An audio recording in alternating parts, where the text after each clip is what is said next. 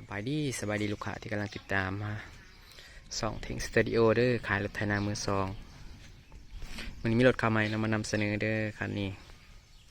งามกำลังอาบน้ำอาบทาหุบขี้ไข่ให้สะอาดงามเนาะ ET เนาะ ET เก่าหาเอสซิลิตัวนู้นกับโครงสยาม131งามสภาพเดิมๆตัวน่าจะเป็น RT 90พัดเนาะแต่กับโครงสยามพัดบวกจะมารีวิวทีละคันเนาะสภาพตามสภาพเนาะตามสภาพไปเด้อพี่น้องคันนี้ตกอยู่ราคา25 ล้านเนาะ25 ล้านได้ครบอุปกรณ์ใช้งานปกติเดิมแห้งๆ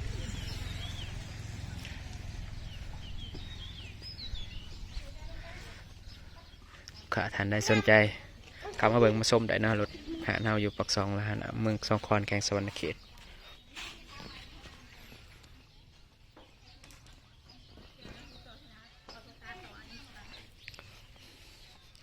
คันนี้จะเป็นเมืองคันนี้ต่อเนาะ RT 90พัดเบิ่งเนื้อผ้าเนาะสดๆแล้วเนาะตัวนี้หลังยังบ่ทันเห็นยังเลยตัวนี้มีแต่หลังอย่างเดียวพี่น้องตามสภาพเนาะตามสภาพคันนี้ตกอยู่37 ล้านเด้อ37 ล้านได้ครบชุด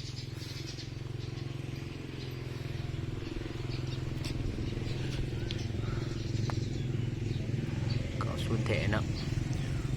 บัวซึมบัวยังเด้อลิ้นยังปกติเสียงยังตองๆเนาะคันนี้ตกอยู่37 ล้านเด้อพี่น้อง37 ล้านครบสุดยังแห้งเนาะยังบ่เหยาะยังบ่ซึมเด้อ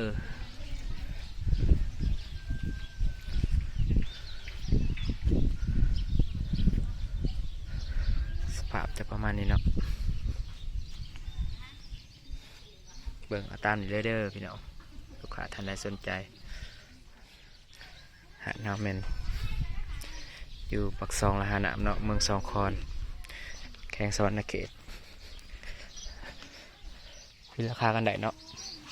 คุยราคากันได้ทรงได้เขตไก่เคียงหรือว่าไกด์ก็ทรงได้เนาะถ้าคุยราคากันได้บ่ยากเนาะราคาได้กันทรงให้ลูกค้าท่านใดสนใจถักมาได้เนาะ